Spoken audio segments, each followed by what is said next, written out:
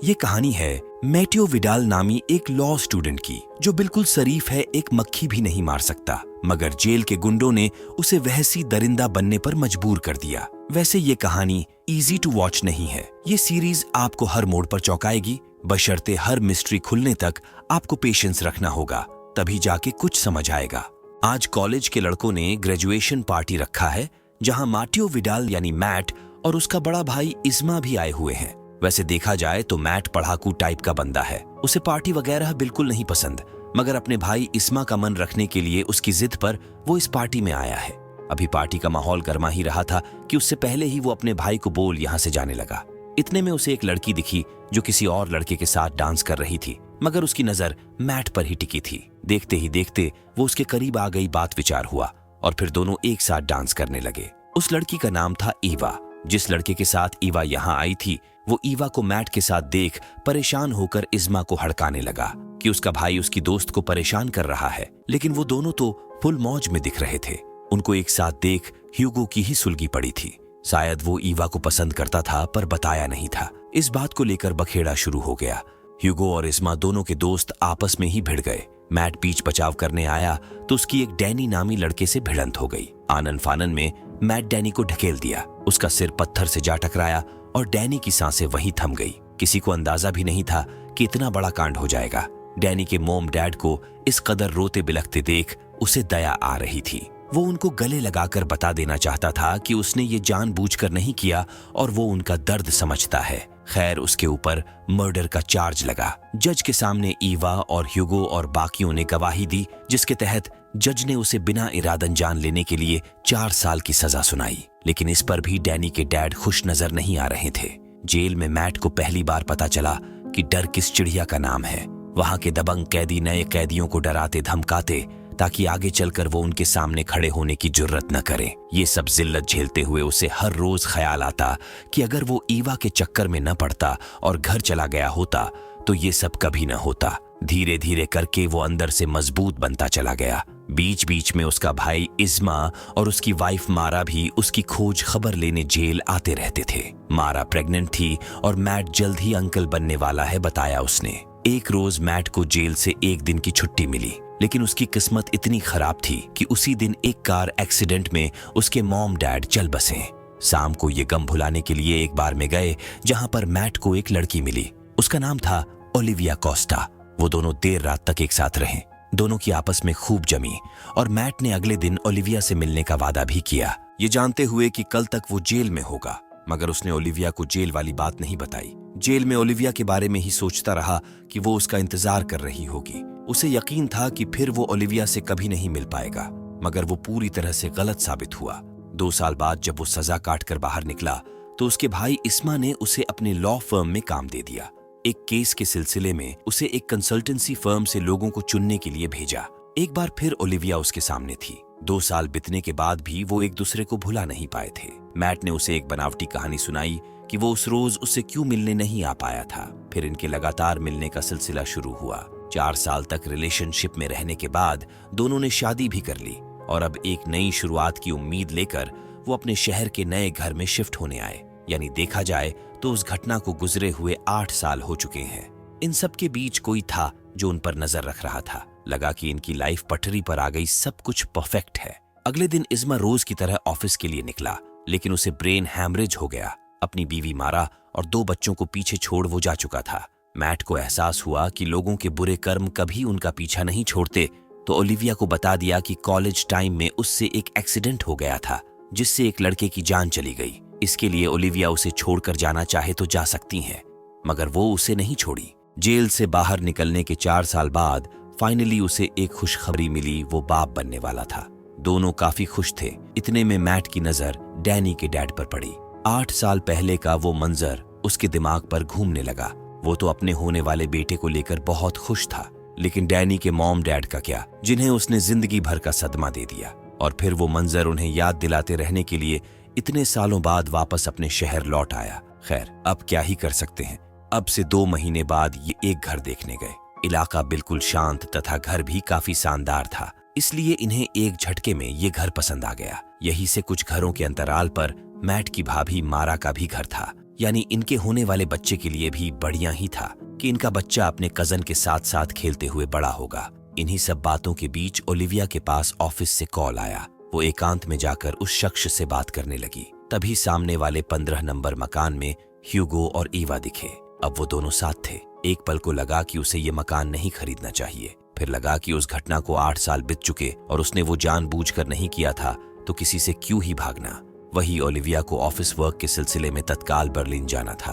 वैसे मैट चाहता तो नहीं था कि प्रेगनेंसी के हालत में वो बर्लिन जाए, लेकिन उसका जाना जरूरी था तो मना भी नहीं कर सका। डिनर से पहले ओलिविया फटाफट नहाने चली गई। इतने में मैट के फोन पर किसी का मैसेज आया। मैट ने जवाब में लिखा कि वो कल एक्सो में मिलेंगे। अगली सुबह ये एयरपोर्ट पहुंचे। ओलिविया को छोड़ वो एक्सो के लिए रवाना हुआ। जो शख्स उस पर नजर रख रहा था वो उसकी कार का पीछा करने लगा। पता चला कि म्यूजियम में डैनी की मॉम सोनिया उसका इंतजार कर रही थी। दोनों एक दूसरे का हाल पूछें। फिर मैट सोनिया से डैनी बनकर बात करने लगा।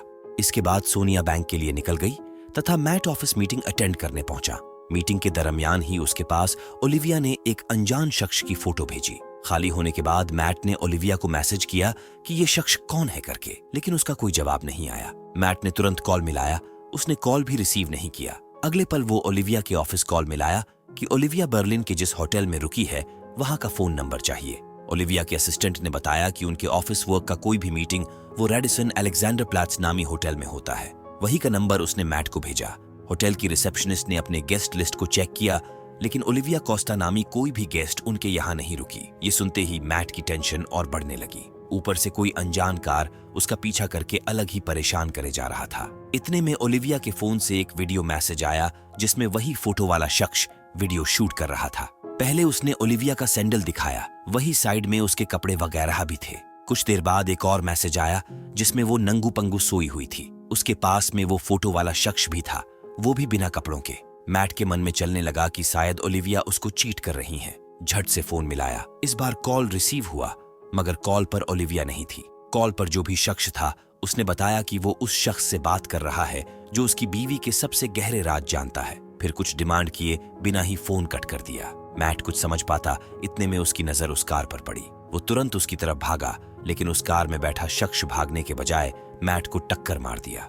मैट उठने की हालत में नहीं था। देखने से वो टकलू तकरीबन 50-55 का रहा होगा। तुरंत गन निकाला और ट्रिगर दबा दिया, लेकिन गन में गोली नहीं थी। शायद वो मैट को डराना चाहता था। अपना काम करके वो निकल लिया। मेडिकल वगैरह होने बाद पुलिस ने मैट से पूछताछ शुरू की, लेकिन ना ही तो उसे गाड़ी का नंबर याद था और ना ही वो उस आदमी को पहचानता था। पुलिस वालों को कुछ बताना उसके पास्ट लाइफ के करतूतों को उजागर कर सकते थे, इसलिए वो अपना मुंह बंद रखा। साइड में इस गुत्थी को सुलझाने के लिए एक प्राइवेट डिटेक्टिव जोई को भी हायर कर चुका था। वैसे डिटेक्टिव जोई उसकी दोस्त जैसी थी, जिस पर वो आंख बंद करके भरोसा कर सकता था। उसने टकलू का स्केच बनवाकर जोई को दिया। वो टकलू कौन है, उसकी बीवी किस आदमी के साथ है, उसे सब कुछ पता करना था। सब कुछ जांचने परखने के बाद जोई इस नतीजे पर पहुंची कि शायद ओलिविया उसे चीट कर रही है और ये टकलू जरूर कुछ जानता है। इन दिनों ओलिविया के बिहेवियर में कुछ अजीब तो नहीं लगा? जोई ने पूछा। काफी इधर उधर दिमाग दौड़ाने के बाद उसे याद आया कि बर्लिन जाने वाले रात को ओलिविया जब नहाने गई तो बाथरूम का दरवाजा बंद कर ली। हालांकि वो कभी भी दरवाजा बंद नहीं करती। जो भी हो, ओलिविया में गलती है या फिर मैट में, इसे समझने के लिए जोई ने मैट के जेल जाने के बाद का सारा ब्यौरा मांगा। या तो वो सब कुछ सच सच बता दे या फिर जोई यहाँ से चली। वो बिना कुछ जाने बगैर ये काम नहीं करने वाली। फिर क्या था, उसने डैनी के मॉम सोनिया से हर हफ्ते मिलने से लेकर जेल में जो कुछ भी कांड करा सब कुछ उगल दिया। इसीलिए वो पुलिस के सामने चुप था। अगले दिन वो फिर सोनिया से मिला। सोनिया जिस बैंक में मैनेजर थी उसी बैंक में ओलिविया का अकाउंट था। उसके साथ जो कुछ भी हो रहा है वो सोनिया को बताया, और ये भी कि शायद ओलिविया उसे चीट कर रही है। उसे ओलिविया का क्रेडिट कार्ड ट्रैक करने में सोनिया की हेल्प चाहिए। वैसे इसके लिए तो पुलिस वारंट का होना जरूरी है। वो ये काम चोरी छिपे करवाना चाहता है, बताया उसने। शाम को उसे उसकी भाभी मारा ने बुलाया। दरअसल वो अपने कुछ कॉलीग्स के साथ डिनर पर जा रही है। उसके बच्चों की बेबी सिटर के एग्जाम चल रहे हैं, इसलिए वो देर रात तक नहीं रुक सकती। बच्चों की देखभाल के लिए वो मैट को बुलाई थी। मारा के निकलते ही ओलिविया का कॉल आया। पूरा दिन मीटिंग वगैरह करने के बाद वो अब जाके उसका कॉल देखी। मैट ने तुरंत सवालों की झड़ी लगा दी। तुम किस होटल में रुकी हो? तुम्हारे भेजे गए फोटोज और वीडियोज मिले मुझे। ओलिविया ने बताया कि उसने तो कोई फोटो नहीं भेजा, शायद गलती से चली गई होगी। वैसे वो अलेक्जेंडर प्लाट्स नामी होटल में रुकी है, मगर मैट ने पहले ही उस होटल में फोन करके पता कर लिया था। वो झूठ क्यों बोल रही है इसको जानने के लिए बोल दिया कि वो कल उससे मिलने बर्लिन के उस अलेक्जेंडर प्लाट्स होटल आ रहा है। ओलिविया ने उसे यहाँ आने से मना कर दिया कि वो फ्राइडे को तो वापस आ ही जाएगी। उसके बेड पर नोटों की गड्डियां पड़ी थीं। इतने में वो फोटो वाला शख्स उसके कमरे में आया और बताया कि उसके पार्टनर का फोन आया था, वह सब कुछ सेट है। खैर, किस तरह की ये लोग प्लानिंग कर रहे हैं वो तो वक्त ही बताएगा। बेबी सिटर के जाने के बाद मैट बच्चों के साथ टीवी देखने लगा। तभी बाहर हॉर्न की आवाज आई। वो जोई थी। जोई ने पता कर लिया था कि उसे जिस गाड़ी से टक्कर मारा गया था वो इबाइस साइश नामी बंदे ने किराए पर ली थी। शायद वो टकलू इसी का प्यादा है। कुछ सालों पहले इबाइस वसूली करने के जुर्म में जेल भी जा चुका है। जोई को लग रहा था कि जब मैट जेल में था तो शायद इबाइस साइश के साथ किसी बात को लेकर उससे झगड़ा हुआ हो, जिसका बदला वो अब निकाल रहा है। लेकिन मैट तो किसी इबाइस साइश को नहीं जानता। दुश्मनी तो दूर की बात थी। कुछ हल नहीं निकला। करवट बदलते बदलते रात के 2 बज गए। तभी सोनिया का फोन आया। तो बात ये थी कि उस दिन मैट के एयरपोर्ट छोड़ने के बाद ओलिविया फ्लाइट में बैठने के बजाय एक टैक्सी बुक की थी, जिसका किराया $32 उसने कार्ड से पे किया था। यही नहीं, आज सुबह विया लैताना वाले ब्रांच से उसने 50,000 यूरोज भी निकाले हैं। यानी वो इसी शहर में है और मैट को बेवकूफ बना रही हैं।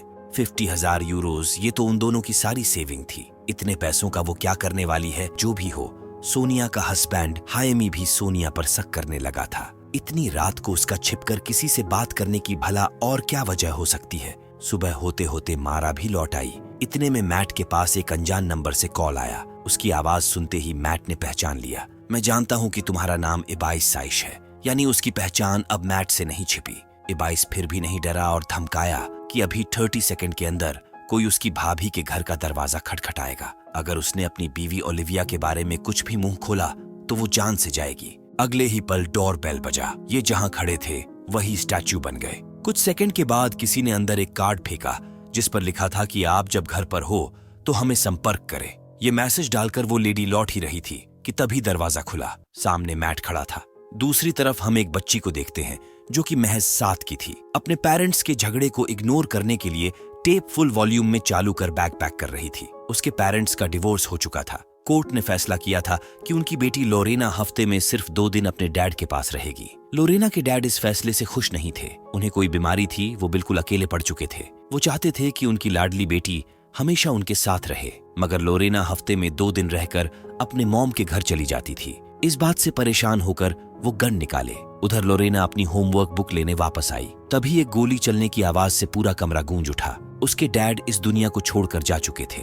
लोरेना को पता था कि ये सब उसकी मॉम की वजह से हुआ, इसीलिए उसने अपने मॉम के साथ रहने के लिए मना कर दिया। उसकी मॉम भी तो उससे छुटकारा ही चाहती थी। उसकी मॉम और उनके बॉयफ्रेंड ने उसे सिस्टर बाल्टियर को सौंप दिया। अब सिस्टर बाल्टियर ही 13 साल तक लोरेना के मॉम की जगह लेने वाली थी। लोरेना ने जी तोड़ मेहनत की और अपने डैड के नक्शे कदम पर चलते हुए सबसे कम उम्र की होमिसाइड डिटेक्टिव यानी हत्या के केस की जासूस बनी। ये काम करते हुए अब वो अपने डैड के उम्र की हो चुकी है। एक सुबह वो एक्सरसाइज कर रही होती है, तभी उसके पास उसके चीफ का फोन आया। वो तुरंत तैयार वगैरह होकर घटनास्थल पर पहुंची। वहां मौजूद उसके चीफ ने बताया कि उस लेडी को मरे हुए 6 घंटे से ऊपर हो गए हैं। बॉडी पर मारपीट के निशान भी नहीं है, यानी वो पक्का अपनी मर्जी से नीचे कूदी है। इसका मतलब ये केस है तो यहाँ होमिसाइड वालों का क्या काम?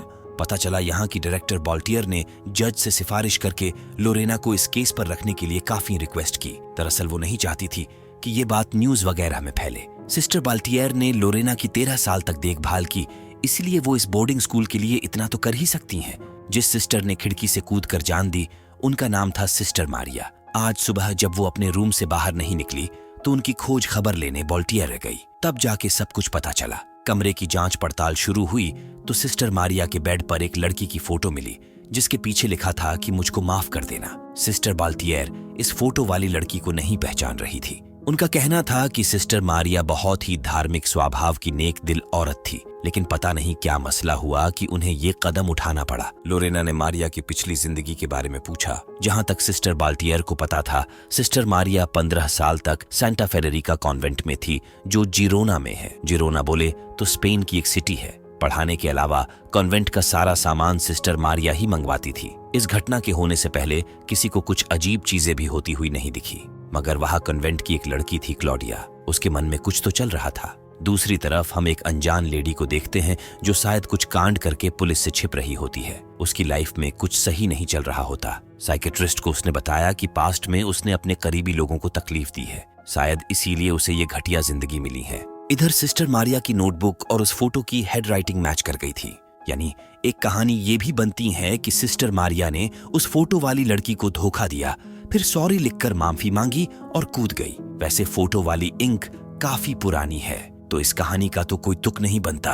अब तक क्रेस्पो सिस्टर मारिया के बारे में जानने के लिए काफी रिसर्च कर चुका था। पूरे स्पेन में उसे मारिया लुहान काल्वोस नाम की 3 लेडी मिली, लेकिन ताज्जुब की बात यह है कि इनमें से कोई भी सिस्टर मारिया नहीं थी। यानी उस नन के पास नकली डॉक्यूमेंट्स थे और वो सिस्टर मारिया के नाम से नकली डॉक्यूमेंट्स बनवाकर यहाँ रह रही थी। इस सिलसिले में क्रेस्पो ने डायरेक्टर बाल्टियर से बात की तो उन्होंने बताया कि सिस्टर मारिया उनके कन्वेंट में आने से पहले 15 साल तक जिरोना के सेंटा फेडेरिका कॉन्वेंट में टीचर थी। शायद वहां संपर्क करने पर कुछ पता चला कि वो कन्वेंट बहुत पहले किसी दुर्घटना में पूरी तरह से जल गया था। बाद में उसे जिरोना काउंसिल ने खरीद लिया। क्रेस्पो ने वहां भी संपर्क किया, लेकिन आग की वजह से वहां के सारे डॉक्यूमेंट्स जल चुके थे।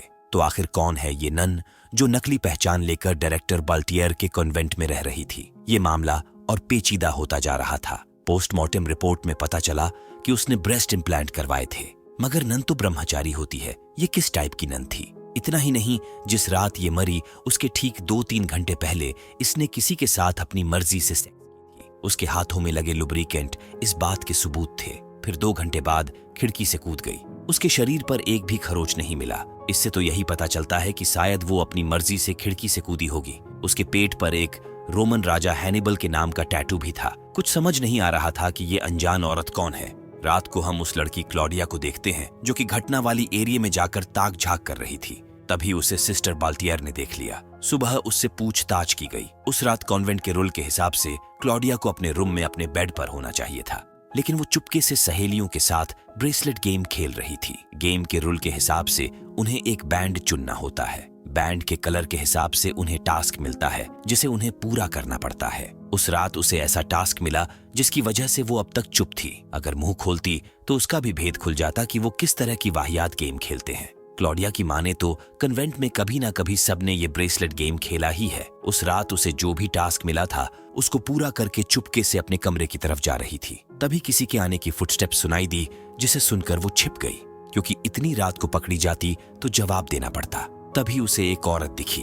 लोरेना ने उसे फोटो दिखाते हुए पूछा, क्या वो यही औरत थी? क्लॉडिया ने उसे पीछे से देखा था, इसीलिए चेहरा पहचान नहीं पाई। दूसरी तरफ हम उस अनजान लेडी को देखते हैं जो पुलिस से छिप रही थी। अपने साइकेट्रिस्ट से सेशन लेने के बाद वो किसी से मिलने जू पहुंची। वहां पर किसी और शख्स ने उसे पहचान लिया और उसका पीछा करने लगा। वो अनजान औरत तुरंत भागकर छिप गई, पर कोई फायदा नहीं हुआ। वो आदमी उसे जानता है। वो सन 2003 में मार्बेला के न्यू ईयर की पार्टी में मिले थे और साथ में खूब मजे किए थे, बताया उसने। तुम वही एमा हो, मैं तुम्हें जानता हूँ। ये लेडी उसकी एक नहीं सुनी और वहां से भाग निकली। इधर लोरेना के चीफ लंडन वर्मा के ऊपर जज दबाव बनाने लगे थे कि वो सिस्टर मारिया की पहचान करना छोड़ सिर्फ इस बात पर फोकस करे कि वो कैसे मरी। आखिर सिस्टर मारिया की रियल आइडेंटिटी को सामने लाने से जज को क्यों तकलीफ हो रही है? जरूर कुछ दाल में काला है। ये लोग एक बार फिर सिस्टर मारिया की रूम की तलाशी लिए। पता नहीं कैसे ये पिछली बार टॉयलेट चेक करना भूल गए थे। उसके अंदर से एक कागज का टुकड़ा मिला जिस पर लिपस्टिक तथा कुछ लिखा हुआ था। तभी डिटेक्टिव की नजर तकिए के खोल पर पड़ा जो चादर से मैच नहीं कर रहा था। ढूंढने पर पता चला यह चादर के 3 सेट थे, जिसमें से एक तकिए का खोल कम था। लोरेना ने तुरंत डॉक्टर को फोन मिलाया। उसे शक था कि मारिया का मर्डर हुआ है। उसने डॉक्टर को मारिया का सिर रिकॉन्स्टिट्यूट करने का ऑर्डर दिया। विक्टिम के रूम के तकियों के कवर कॉटन के हैं। अगर उसके गले या मुंह से फाइबर्स मिला तो कंफर्म हो जाएगा कि ये नहीं मर्डर है। दूसरी तरफ हम स्पेशल क्राइम यूनिट के 2 डिटेक्टिव्स को देखते हैं। वो भी इसी केस पर काम कर रहे थे। एक मामूली नन के केस की तार किस किस से जुड़ी है जिसके लिए इतना बखेड़ा हो रहा है। इधर लोरेना सिस्टर बाल्टियर के पास पहुंची। बाल्टियर को तो यकीन ही नहीं हो रहा था कि वो औरत 10 साल तक यहाँ सिस्टर मारिया बनकर रही और उन्हें कुछ शक भी नहीं हुआ। लोरेना ने उन्हें सिस्टर मारिया के मोबाइल की कॉल रिकॉर्ड दी जो सिस्टर मारिया के रूम में 15 दिनों के अंदर कॉल्स आए या किए गए थे। सिस्टर बाल्टियर को इन नंबर्स को फिल्टर करके उन नंबर्स को निकालना था जिनका बोर्डिंग से कोई लेना देना ना हो या फिर नया हो। यहाँ से वो फोरेंसिक लैब पहुंची। सिस्टर मारिया के टॉयलेट से जो कागज का टुकड़ा मिला था उस पर एक नंबर लिखा था नंबर के जरिए इन्हें उस आदमी का पता चल गया। उसका नाम था एंटोनियो। एक रोज एंटोनियो एक बार में उस अनजान औरत से मिला जो पुलिस और लोगों से छिपती फिरती थी। इससे पहले भी ये दोनों काफी बार मिल चुके थे। अर्जेंट टाइम में एंटोनियो को पुलिस वाले दबोच लिए। एंटोनियो ने बताया कि वो उस औरत को पर्सनली तौर पर नहीं जानता। अचानक वो उसे बार में मिली थी। ड्रिंक लेने के बाद वो होटल गए, इंटीमेट हुए, फिर वो चली गई। उसने अपना नाम भी नहीं बताया। वो तो जाने से पहले एंटोनियो ही उसे अपना नंबर देते गया ताकि वो दोनों दोबारा मिल सकें। लेकिन किसे पता था कि उसका मर्डर हो जाएगा। इतने में डॉक्टर का कॉल आया। पता चला कि सिस्टर मारिया के मरने से पहले उसका मुंह कॉटन के किसी सॉफ्ट कपड़े से बंद किया गया था। सांस लेने में उसे दिक्कत हुई थी। मुंह से फाइबर्स के अंश भी मिले, जिससे ये मानना गलत नहीं होगा कि उसका मर्डर हुआ था। जिस होटल में एंटोनियो और मारिया मिले थे, वहां आसपास के सीसीटीवी फुटेज चेक करने पर पता चला कि एंटोनियो उसे छोड़कर वापस चला गया था। उसके जाते ही एक आदमी सिस्टर मारिया का पीछा करने लगा। यानी एंटोनियो खूनी नहीं है, इसलिए उसे छोड़ दिया गया। वही सिस्टर मारिया देर रात को कॉन्वेंट पहुंची। उनके आने की आहट सुन क्लॉडिया छिप गई। मारिया रूम पहुंचकर एंटोनियो के दिए हुए नंबर से लिपस्टिक पोंछ टॉयलेट में फेंक दी। इन सब के बीच वो शायद दरवाजा बंद करना भूल गई। एकाएक उसके बेड पर एक लड़की की तस्वीर मिली, जिसके पीछे लिखा था कि मुझे माफ कर देना। अगले पल एक नकाबपोश उसे दबोच लिया। गन पॉइंट पे लेकर उससे किसी लड़की का पता पूछने लगा। लेकिन मारिया को कुछ समझ ही नहीं आ रहा था कि वो किसके बारे में पूछ रहा है। जब वो कुछ बताने को तैयार नहीं हुई तो वो नकाबपोश तकिए से उसका गला घोंटने लगा। तब जाके वो मुंह खोलने को तैयार हुई। अब तक उसने जो भी कांड करे वो सब उसके दिमाग में नाचने लगे। सही पता की जगह लिखी कि भाड़ में जा भूतिए, और मौका मिलते ही बालकनी से मुस्कुराते हुए नीचे कूद गई। अब तक आप लोग समझ ही चुके होंगे कि वो अनजान औरत कोई और नहीं बल्कि सिस्टर मारिया थी। इधर पर्जेंट टाइम में ये लोग कॉन्वेंट के बाहर के सीसीटीवी फुटेज चेक करने में लगे थे। तभी वो नकाबपोश जो मारिया का पीछा करते हुए दिखा था। रात के तकरीबन 2 बजे वही आदमी कॉन्वेंट से बाहर निकलते हुए नजर आया। अगले पल ग्लव्स उतारा, फिर एक कार पर हाथ रखकर उल्टी करने लगा। मतलब साफ था कि उसी ने मारिया को मारा होगा। उस कार का पता लगाकर अगली सुबह ये उसको जब्त कर लिए। फिर फॉरेंसिक वालों का काम शुरू हुआ। इतने में सिस्टर बॉल्टियर भी उस नंबर वाले लिस्ट को चेक कर चुकी थी। उन सभी नंबरों में उन्हें एक ऐसा नंबर मिला जिसका ना ही तो बोर्डिंग स्कूल और ना ही सिस्टर मारिया से कोई कनेक्शन था। सिस्टर मारिया के मरने से 2 दिन पहले दिन के 3 बजे उस नंबर पर 6 मिनट तक बात हुई है, बताया उन्होंने। नंबर की पहचान तथा डिटेल्स निकलवाकर लोरेना इस नंबर वाले के घर की ओर रवाना हुई। टीओ भी शहर में प्रवेश कर चुके थे और कुछ देर में मॉर्चुअरी पहुंचे। अपना बेंच दिखाए और बताए कि वो स्पेशल क्राइम यूनिट से हैं। उनके पास सिस्टर मारिया की जांच करने की फुल परमिशन थी। डॉक्टर को बाहर निकाल वो मारिया का पूरा सामान छान मारे, मगर उनको वो टेप नहीं मिला जिसकी तलाश में वो यहाँ आए थे। तुरंत ही ये लाश को अपने कब्जे में लेकर उठा ले गए। ये है कर्नल प्रीटो, जिनसे मिलकर ये इस बात की पुष्टि किए कि उन्हें टेप नहीं मिला। कर्नल प्रीटो भी प्रेशर में थी। एक मंत्री उस टेप नहीं चाहती। इधर लोरेना अभी रास्ते में ही थी। तब तक फोरेंसिक वालों ने गाड़ी पर से फिंगरप्रिंट निकाल लिया था। अगले पल वो उस शख्स के घर पहुंची, वही कार में कि एक लेडी 30 सेकंड के अंदर उसका दरवाजा खटखटाएगी। अगर उसने गलती से भी उसे ओलिविया के बारे में कुछ भी बताया तो ओलिविया नहीं बचेगी। पूछताछ शुरू हुआ। डिटेक्टिव ने उन्हें पहचान करने के लिए सिस्टर मारिया की तस्वीर दिखाई। यहीं से कहानी फ्लैशबैक में चली जाती है। इस कन्वेंट में उसे लोग सिस्टर मारिया के नाम से जानते थे, पर असल में उसका नाम एमा डोरैन था। अमीरों की रातें रंगीन बनाना उसका पेशा था। वो हमेशा से ऐसी नहीं थी। बोगोटा में उसका घर था, जहां पर वो अपनी माँ के साथ रहती थी। एक रोज एनिबेल लेडेस्मा नामी एक आदमी ने उसे स्पेन में नौकरी देने का झांसा दिया और बहकाकर उसे स्पेन के एक क्लब एल परेसो स्टार में ले आया। महीनों तक वो एल परेसो स्टार में उसके क्लाइंट्स के लिए नाचती रही और खुद को बेचती रही, जो मार्बेला का सबसे बदनाम क्लब था। वहां वो किमी से मिली, यहाँ की सबसे पुरानी बंदी जो यहाँ सबसे ज्यादा वक्त से टिकी थी। उसने एमा को काम सिखाया। इस दरमियान दोनों में खास दोस्ती हो गई। साथ में एनिबेल भी उसको पसंद करने लगा। कुछ ही दिनों में इनका प्यार इतना गहरा हो गया कि एमा ने अपने पेट पर एनिबेल का नाम गुदवा लिया और इस तरह 5 साल वो उसके प्यार में पड़ी रही। एक रोज हेरोइन बेचने की वजह से एनिबेल पकड़ा गया। उसे 6 महीने की जेल हुई। तब एमा ने ही एल परेसो को भी संभाला। जब एनिबेल बाहर निकला तो उसे लगा अब उसे वो सब मिलेगा जिसकी वो हकदार थी, लेकिन ऐसा नहीं हुआ। उसकी हैवानियत देख एमा का वहम टूट गया। वो लड़कियों के बचाव में आगे आई तो एनिबेल एक गाड़ी के पीछे भाग रहा था। लोरेना ने झट से पूछा कि उससे आपको क्या तकलीफ है। फिर क्या था, उसने 8 साल पहले वाली वो घटना बताया कि वो खूनी है। उसने जानबूझकर उसके दोस्त की हत्या की, लेकिन जज ने माना कि हत्या अनजाने में हुई है, इसलिए उसे सिर्फ 4 साल की सजा हुई। वो बहुत खतरनाक आदमी है, इसीलिए ह्यूगो लोरेना को सतर्क करने आया था। इसके बाद लोरेना मारा की बेबी सिटर कार्ला से मिली। उस सैटरडे वाले दिन ओलिविया और मैट बच्चों से मिलने आए थे। कार्ला को एग्जाम की तैयारी करनी थी, तो वो मैट से रिक्वेस्ट करके 4 घंटे के लिए घर चली गई और बोलती गई कि ये बात वो मारा को न बताए, वरना वो कोई और बेबी सिटर रख लेगी। यानी उस दिन घर पर मैट और ओलिविया ही थे। मैट के कॉल रिकॉर्ड चेक करवाकर ये सोनिया के घर पहुंचे कि उनके बीच क्या बातें होती है, वो दोनों क्यों मिलते हैं। दरअसल उनके बेटे डैनी के मरने के बाद मैट के रिक्वेस्ट पर ये उससे मिलने जेल गए। मैट अपने किए पर बहुत शर्मिंदा था, उसने ये जानबूझकर नहीं किया। रो रो कर माफी मांगने लगा। सोनिया थोड़ा भावुक टाइप की थी, उसने मैट को माफ कर दिया, मगर उसके पति हायमी इस जन्म में तो क्या किसी भी जन्म में किसी भी कीमत पर उसे माफ नहीं करने वाले थे। जेल से बाहर निकलने के बाद वो हर हफ्ते सोनिया से उनका बेटा बनकर मिलता था। सोनिया के लिए ये एक थेरेपी जैसा था। तभी हायमी बोल पड़े कि वो माफी के लायक नहीं है। जेल में भी उसके ब्लॉक में रहने वाले एक कैदी की बिल्डिंग से गिरकर मौत हो गई थी। उस मरने वाले कैदी का नाम था मैनुएल रोमेरो। वो मैट के रूम के ठीक नीचे गिरकर मरा था। सबने माना कि वो एक एक्सीडेंट था, मगर जेल के कैदी इसे कुछ और ही मानते थे। अगर मैट के बारे में जानना है तो जेल के उन कैदियों से पता करो जो उसके ब्लॉक में रहते थे। पहले ह्यूगो, फिर कार्ला और अब हायमी के बयान से तो यही लग रहा था कि मैट जितना इनोसेंट दिखता है वैसा है नहीं। भागकर वो जेल पहुंची उस कैदी से मिलने जो मैट का रूम पार्टनर हुआ करता था। उसका नाम था रोबर्टो अरांडा।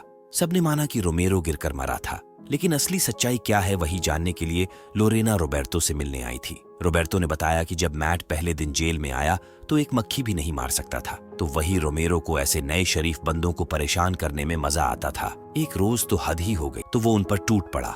इतना मारा कि उन सब की हेकड़ी निकल गई। रोमेरो ने धमकी तक दे दिया कि जल्द ही उसका गेम बजा देगा। 1-2 दिन बाद ही रोमेरो ऊपर से गिरकर मर गया। देखने से लग रहा था कि मैट ने ही उसे धक्का दिया होगा, लेकिन सबूतों के अभाव में इसे एक एक्सीडेंट माना गया। उस दिन के बाद से मैट की तरफ किसी ने भी आंख उठाने की जुर्रत नहीं की। लोरेना सिस्टर मारिया की फोटो दिखाकर उससे पूछी कि इस लेडी से मैट का कोई कनेक्शन है। वैसे उसे कुछ खास उम्मीद तो नहीं थी कि ये मारिया, क्योंकि जब वो जेल में ठुमक के अपने बॉयफ्रेंड एनिबल लेडेस्मा से मिलने आती थी तो उसे देखने वाले कैदियों की लाइन लग जाती थी। जेल में पूरा माहौल गर्मा जाता था तथा सिटिया थमने का नाम ही नहीं लेती थी। कहने का तात्पर्य ये है कि ऐसा कोई कैदी शायद ही होगा जो मारिया को न जानता हो। लोरेना उसके टैटू का मतलब समझ चुकी थी कि वो रोमन राजा हैनिबल का नाम नहीं, बल्कि उसके बॉयफ्रेंड एनिबल के नाम का टैटू था। जेल के उसी टाइम पीरियड में मैट भी एनिबल लेडेस्मा के साथ जेल में था, तो वो आज सुबह उससे झूठ क्यों बोला कि वो मारिया को नहीं जानता।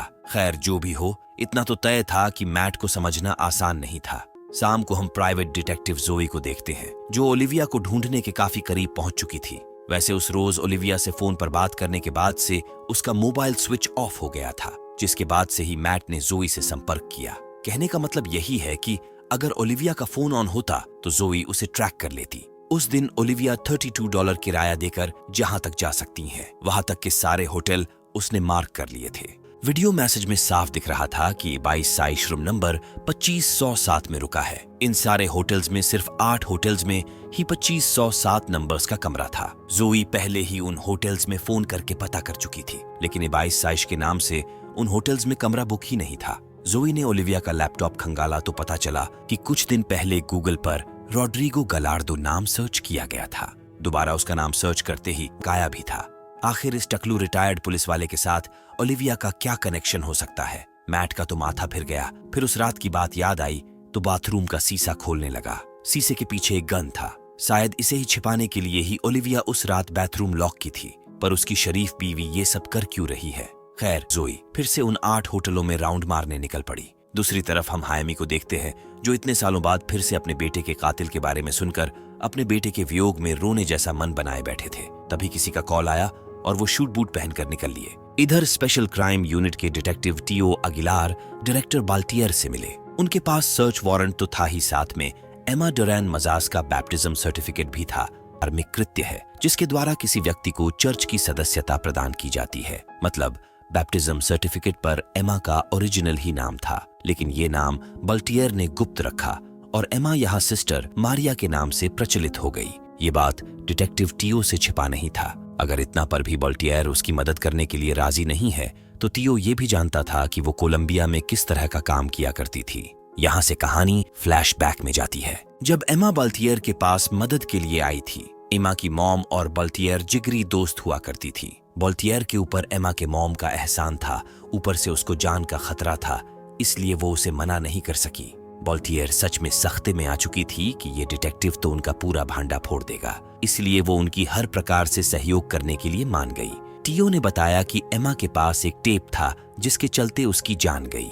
यही नहीं, वो खूनी तब तक नहीं रुकेगा जब तक उसके हाथ वो टेप लग ना जाए। यहाँ और लोगों की जान भी जा सकती है, इसलिए एमा ने वो टेप कहाँ रखे हैं, अगर बल्थियर बता दे तो वो इस केस को जल्द से जल्द रफा दफा कर सकेंगे। वैसे बल्थियर को किसी टेप के बारे में तो नहीं पता था, मगर एमा ने उन्हें एक लॉकर की चाबी जरूर दी थी। साथ में बताई कि ये उसका लाइफ इंश्योरेंस है, अगर जान पर बन आए उस वक्त ये उसके काम आएगा। इधर लोरेना और क्रेस्पो शक के आधार पर कार से मिले उस खूनी के फिंगरप्रिंट को मैट के फिंगरप्रिंट से मैच किए तो मैच नहीं हुआ, यानी उस रात वो नकाबपोश मैट नहीं कोई और था।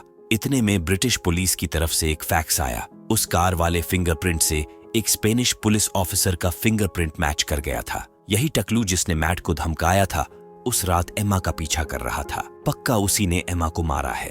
तभी इन्हें एक घटना की सूचना मिली, पता चला कि इस टकलू को किसी ने टपका दिया था। इधर जोई को उन 8 होटल्स के यहाँ पता करने पर एक होटल मिल गया जिसके अंदर रॉड्रिगो गालार्डो यानी उस टकलू के नाम से कमरा बुक था। ये तुरंत वहां पहुंच गए। मैट इसे अपने तरीके से सुलझाना चाहता था, इसलिए वहां अकेले जाने का फैसला किया। जोई उसके मोबाइल पर फोन लगाकर सब कुछ सुनने लगी ताकि कुछ गड़बड़ हो तो मदद कर सके। रूम नंबर 2507 पहुंच के मैट ने दरवाजा खटखटाया और वार्निंग दिया कि अगर वो दरवाजा नहीं खोलता तो पुलिस को बुलाएगा। पुलिस के डर से इबाइस साइश ने दरवाजा खोल दिया। तभी मैट के चीखने की आवाज आई। जोई भागकर तुरंत वहां पहुंची। दरवाजा अंदर से लॉक था। होटल के ही एक स्टाफ को गन पॉइंट पर लेकर उसके कार्ड से रूम खोली। अंदर से कोई लड़की चिल्ला रही थी।